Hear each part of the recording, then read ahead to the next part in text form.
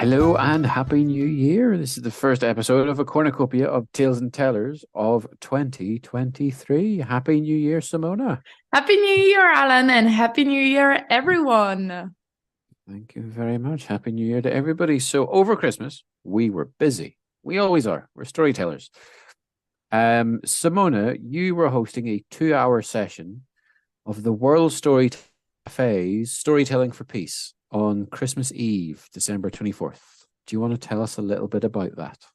Yeah, well, it was a wonderful event, a really wonderful event. It was a 10-hour marathon from 10 a.m.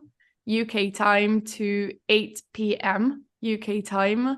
And I, with 4 other hosts, we hosted this wonderful event of Stories for Peace, and storytellers from all over the world came and told us stories or recited some poems, and it was really a magical and wonderful and heartwarming event. And it was wonderful to be a part of it, a big part of it, hosting a 2-hour slot. And but Alan, I wasn't the only one who was there. You came and told some stories, not just one, but more. How was I your was also experience? I was also baking at the same time and walking a dog and wrapping Christmas presents. It was really nice because it was such a long event. It was just a really comforting thing that was just always there for Christmas Eve, which was really nice because one of the traditions my family have at Christmas is to argue. So it was nice for me and the dog to go into another room and just listen to stories. And it was really good because there was so many different languages and stories and cultures and types of art that everybody brought. And a lot of people stayed a lot of the day, which was really cool. I mean, even with, a lot of who we would call the regulars at World Storytelling Cafe, like all throughout the day, no matter Yeah. what the time was in their local country. Uh, it was really nice. And there was a lot of really, I mean, obviously the quality of storytelling was very, very high. And it No, was all absolutely. ages too. Wonderful The stories. quality was phenomenal, yeah. Yeah. Simona, am I right in thinking the entire 10 hours is available on YouTube?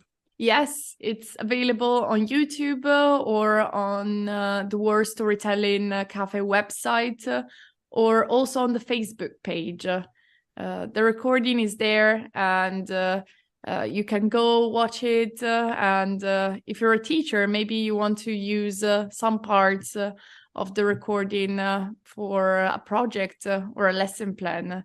It's really a wonderful event and a wonderful resource, I think. And Oh, it was a fantastic event. I yeah, absolutely loved it. I thought it was brilliant. yeah. And thinking about what you were saying about people staying the whole day, I think the record is held by Babasi, who who was the first one with me to come into the room in the morning. We went there even before David was there, and he was the first host of the day. And Babasi told me that it was about, I don't remember, it must have been 5 o'clock in the morning for him, and he had woken up 2 hours earlier because he needed time to like wake up properly, because he wanted to be there, really not be there like a zombie sleeping. And he was like, I'm going to be here the whole day. And he was the last host in the evening. So he had his slot from 6 p.m. to 8 p.m. UK time. And he was still full of energies. And he was like, oh, yes, this event is incredible. And but that's just what happened. Like he holds the record for staying there, but like the energy that the event gave you, like it was absolutely wonderful. You could feel like the energy Mm, coming out of the screen. hmm. It was Completely agree wonderful. with that. It was really nice just being in the Zoom room and logging in, and there's all these storytelling faces and cultures and knowledge from all around the world, just the entire day. It was really nice as like a drop in and not an improv session, but it was definitely like if you show up and felt like telling a story, why not do it? It was really good. Yeah, it was really quite nice. And you had a 2 hour slot. Yeah, I did, and I was amazed by the fact that I had a list of people who were telling tales during my slot, and at the end of the 2 hour slot, I looked at the names on the list, and I was like, "Gosh, this was really international." I had people from Europe, I had people from Africa, and I also had people from both. From the Americas, so both North and South America, and it was like, gosh, this was really international. And earlier in the day, there were people from Asia as well. I think every continent was there at some point, although I don't think we had any penguins. No penguins, no penguins. No, Definitely. no Antarctica penguins, but we definitely had someone from every continent at some point during the day, which I thought was really nice. Yeah. And quite energizing. Yeah, it was really good fun. Yeah, and so today we wanted to talk about this this event, and please go check it out if you didn't have the chance to come and tell a story or follow it during the day when it was live. And we also thought that we could each of us retell one story that we told during the event. And Alan, I loved your story, the story that you told during my slot. So I begged you, please, please, please tell that story on the podcast. And you kindly agreed to tell it for everybody. Is that correct? On the World Storytelling Cafe on December 24th, I recited some poetry and I told a story. And this is the story that I told. It is about a little Bowen day. A little Bowen day. A Bowen day is the Irish for a ladybird. Fado, fado. Long ago. Long ago, there was a farmer in Ireland out in the countryside who was digging spuds, because that's what we do. We dig spuds. We are a nation of spud diggers and spud eaters. This man, who did not have a lot of money, did in fact spend much of one day digging a lot of spuds, putting them into the ground to get them ready for harvest. Now, as he was digging, and it was a beautiful day, he looked down, and out of the corner of his eye, he could see in the grass beside where he was digging a little Bowen day, a little ladybird. And this was the first ladybird that he had spotted all year. Now, ladybirds are very pretty little things. I mean, a Bowen day literally translates as God's little cow. So it put him in a good mood, and he wanted to show his wife, who was back in the house. So what he did was he lifted the little Bowen day, the little ladybird, or God's little cow, onto his finger and put it in a matchbox, and then put the matchbox in his breast pocket because he wanted to show the little Bowen day to his wife. So he went back to work, digging spuds, digging spuds, and digging spuds. But he might have forgot that he had the little ladybird in a matchbox in his breast pocket. That night, it got dark. We don't have floodlights in Ireland. If it gets dark, and you go home and you have your dinner. He went home, had his dinner with his wife, and then after dinner, sat down by the log fire with a little glass of whiskey, as you do. Little glass, only a wee drop. Now, the wife was still in the kitchen, and the dog was sitting by the fire, and he sat down to relax. Only he could have swear he felt a little draft on the back of his neck, as if someone had just slightly opened the door. He looked around and didn't see anything. The door was closed. Maybe it's my imagination. He looked around him. He could have swore he definitely felt a little draft on his neck, as if someone had walked through the door. But there was no one there. Couldn't figure out what it was. The dog didn't flinch. His wife hadn't left the kitchen, so he thought nothing of it. So he took a sip of whiskey, looked at the fire, and relaxed. But all of a sudden, he had a stinging pain in his shin. What the hell was this? He looked down. And when he looked down, there was a little man kicking him in the shin. Give me her back, you stole her. Give me her back, shouted the little man. What? What are you talking about? Said the farmer. He had no idea what was going on. All of a sudden, there's a little man in his living room by the fire. You stole me wife, you idiot, you. Give me wife back. Sorry, hang on. I stole your wife? Said the farmer to the little man. You did. Give her back, or we will put a curse, a pashug, on your house forever. Just then the farmer thought, oh dear.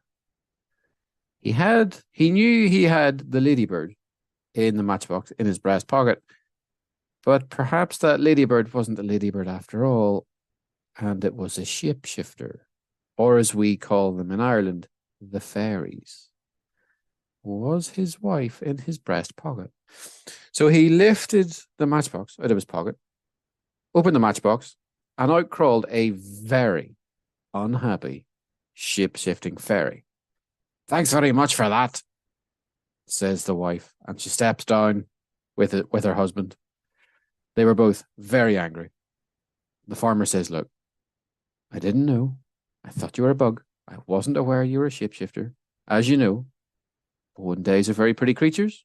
They're God's little cows after all, and I simply wanted to show my wife. I do apologise greatly. To make up for this, I will leave a wee drop, that's a little bit of whiskey, by the fairy tree at the end of the garden once a week. If that will mean you don't bring me any harm. And the little fairy man said, a wee drop of whiskey once a week? We can live with that. Wee bit of Uscabreha weekly? Why not? Uscabreha is the water of life, by the way. Whiskey in Irish.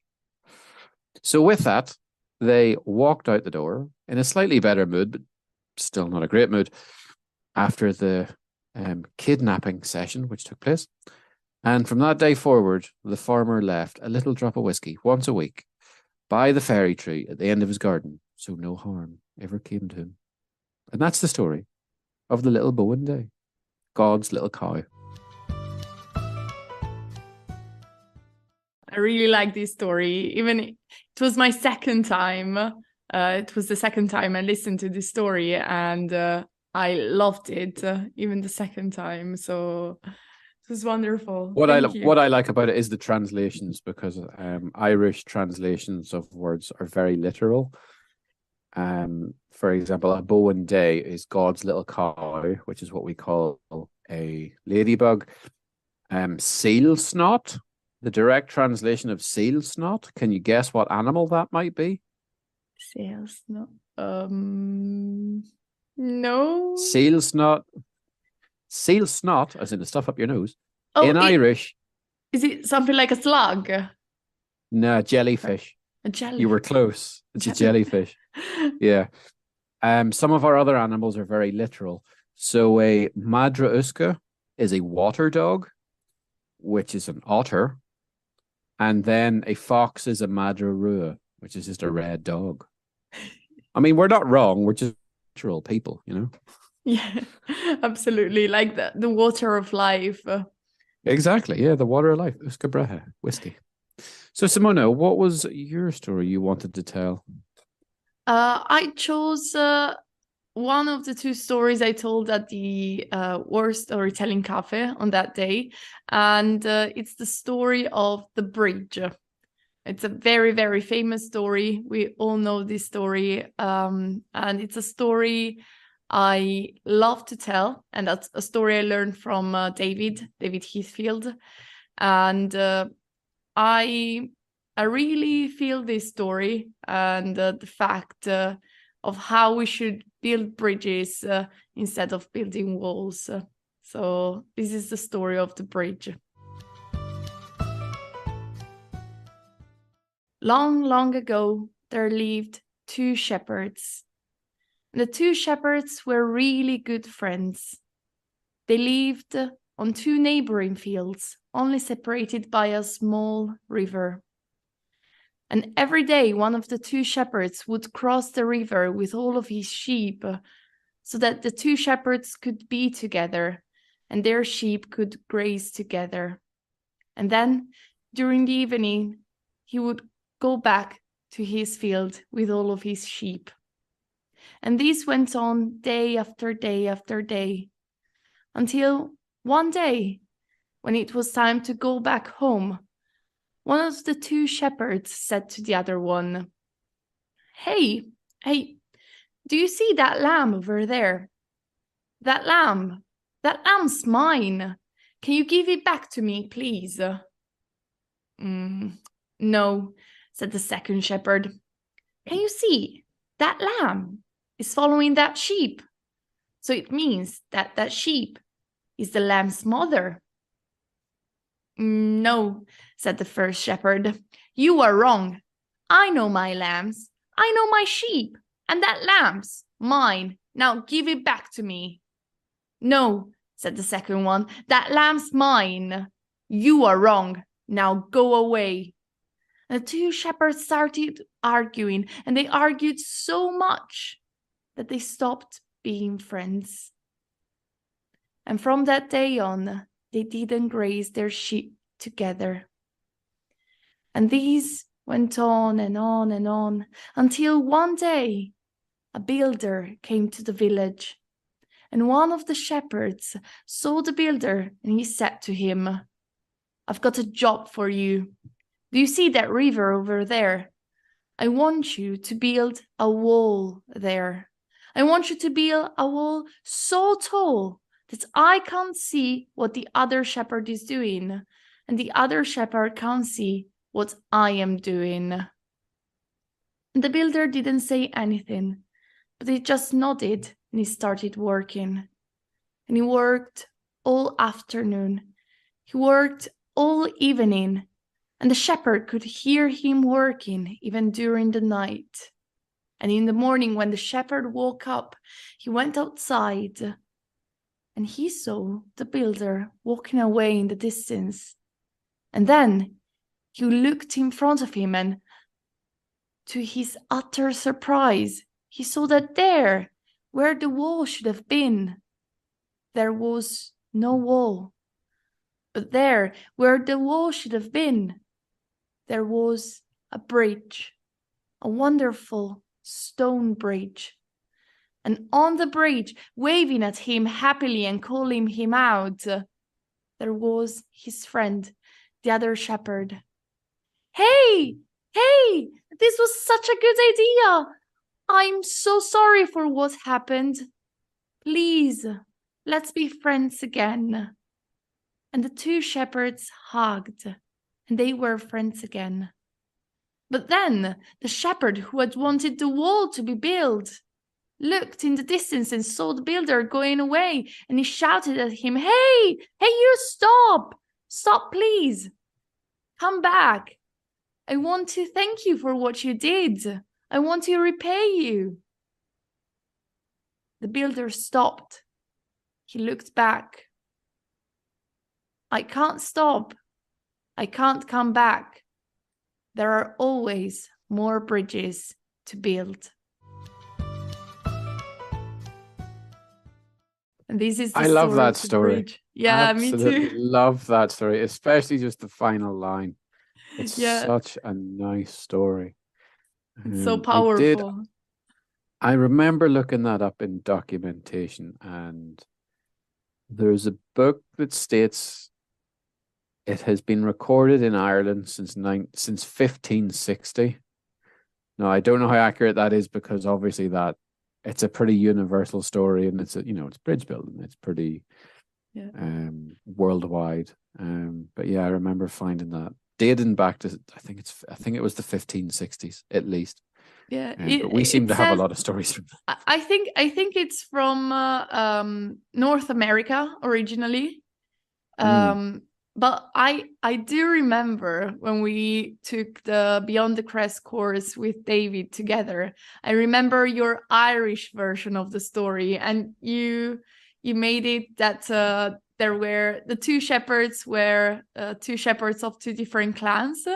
Is that correct? Yeah, I remember something it like this. was County Derry and County Antrim. Yeah, because that's I'm from right on the border. Yeah. It was just wonderful. I still remember it to this day. 2 years afterwards. 2 years. Yeah. I think I Irishized that quite heavily, I think is the way of putting it. Yeah. So nice one. Thank you very much. Thank you very much. That is our stories for this week. We hope you've enjoyed our short versions of the short versions. There is a much longer version of mine, I know. And perhaps we'll be back with the poetry in future as well. Our versions of the stories we told on the World Storytelling Cafe, Storytelling for Peace on Christmas Eve, 24th of December, 2022. If you would like to watch the entire thing, it is on YouTube and Facebook and worldstorytellingcafe.com. It just leaves to say we will see you in 2 weeks' time. So thank you very much, Simona. Thank you, Alan. And Happy New Year, everyone. Everybody for listening. Yeah. Happy New Year to everybody. I don't know what day it is in the rest of the world on the 6th of January, but in Ireland, the 6th of January has two different names. It is both Little Christmas and Women's Christmas. So the ladies of Ireland get a second Christmas. We've got the Befana in Italy. Nice. And I know it's the Three Kings in Spain as well, as I used to live there. So yeah. Yes, exactly. Happy second Christmas, happy Three Kings Day, happy Women's Christmas, happy Little Christmas, and all of the above. Yeah. Happy.